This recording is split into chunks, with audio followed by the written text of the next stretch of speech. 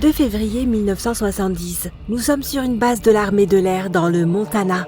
Aujourd'hui, le 71e escadron de chasseurs intercepteurs prévoit d'organiser une sortie d'entraînement. 4 pilotes montent dans des avions à réaction et décollent. Peu après, l'un des pilotes active accidentellement le parachute de freinage. Un dôme en tissu sort de l'avion, il se remplit d'air et interrompt le vol. Le pilote doit atterrir. Les 3 autres pilotes continuent l'entraînement, ils arrivent à l'endroit désigné et commencent à simuler un combat aérien. Chaque pilote est un professionnel dans son domaine.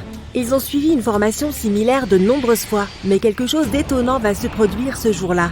Le pilote de l'un des avions, le Major Curtis, doit se battre contre 2 autres avions. L'un des adversaires du Major est le capitaine Faust. Les 2 avions poursuivent leur cible. Le Major Curtis fait cabrer son avion et le dirige droit vers le haut. Les 2 poursuivants font de même. Le Major effectue une manœuvre, les ciseaux tournoyant verticaux. Il s'envole en spirale tout en faisant simultanément un tonneau. Puis il fait demi-tour et vole maintenant vers le bas en effectuant un piqué. Les poursuivants ne sont pas loin derrière. Le Major Curtis fait une autre manœuvre aérienne. Il se met sur le côté et passe devant le capitaine Faust. À ce moment-là, l'avion du capitaine commence à trembler. Sa partie avant s'abaisse et le jet fonce vers le sol à grande vitesse. Le capitaine Faust ne peut rien faire. L'avion ne lui répond pas. Le manche ne fonctionne pas. Le moteur est en train de tomber en panne. Le capitaine active le parachute de freinage, mais cela ne fonctionne pas non plus. L'avion se rapproche de plus en plus du sol. Il ne peut plus être sauvé. Désormais, le capitaine Faust doit au moins sauver sa propre vie. Il s'éjecte et ouvre le parachute. Soudain, l'avion abandonné recommence à voler droit. Les volets sur les ailes sortent enfin et il arrête de tomber. L'avion sans pilote vole et descend lentement. Il va à une vitesse de 320 km/h et disparaît de la vue derrière les falaises. Le capitaine Faust atterrit en toute sécurité sur un champ recouvert de neige. Les autres pilotes assistent à la scène et craignent que l'avion ne tombe sur une ville voisine. Ils se dirigent immédiatement dans cette direction. À ce moment-là, l'avion sans pilote descend, touche le sol et glisse le long du champ. Ensuite, il fait un virage de 20 degrés et traverse une petite clôture. L'appareil s'immobilise dans le champ d'un fermier. Le propriétaire de la ferme appelle le shérif local. Le shérif arrive et appelle la base militaire la plus proche pour signaler ce qui s'est passé. Il s'approche de l'avion tombé pour évaluer les dégâts et éteindre le moteur qui ronronne. Mais dès qu'il s'approche, l'avion se met à vrombir et à trembler comme s'il voulait s'échapper de là. Les propriétaires de l'avion arrivent. Ils sont surpris car l'avion est presque en parfait état. Ils le ramènent à la base, le réparent et le remettent en service.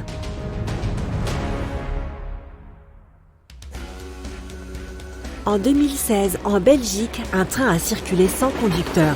Ce jour-là, des personnes dans 2 gares distinctes ont vu un train se déplacer lentement entre elles. Il ne s'est pas arrêté, n'a pas freiné ni accéléré. Il avançait tout simplement lentement. Les passagers ne pouvaient pas contacter le conducteur et sortir du véhicule car personne ne contrôlait le train à ce moment-là. La panique est montée. Les gens ont commencé à dire qu'un train fantôme sans conducteur était apparu. Mais la vérité s'est avérée beaucoup moins mystérieuse.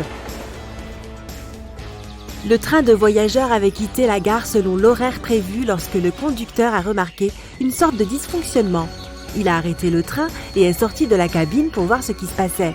Mais pour une raison quelconque, le train a redémarré tout seul et le conducteur n'a pas eu le temps de sauter dedans.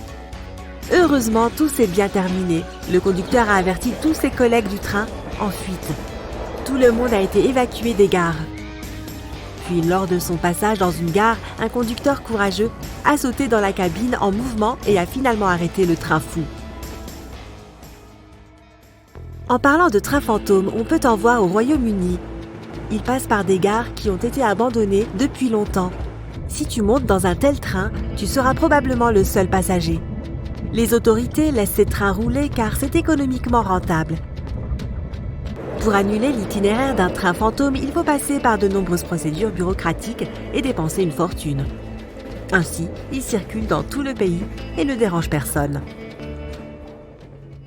Maintenant, allons sur l'océan pour en savoir plus sur le navire qui a dérivé pendant plusieurs mois sans son capitaine.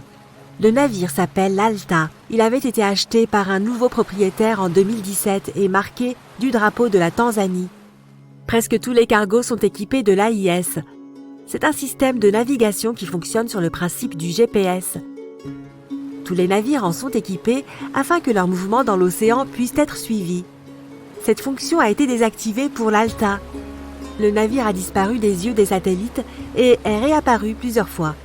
En 2017, il a navigué près des villes portuaires grecques. L'Alta a fait 12 arrêts dans 3 de ces villes, dans différentes parties de la Grèce. Puis le signal AIS a disparu. 10 mois plus tard, l'Alta est réapparu sur la côte nord de l'Afrique. En septembre 2018, il se dirigeait vers Haïti. Pendant ce voyage, le moteur du bateau est tombé en panne. La rive la plus proche était très éloignée. Le navire a commencé à dériver.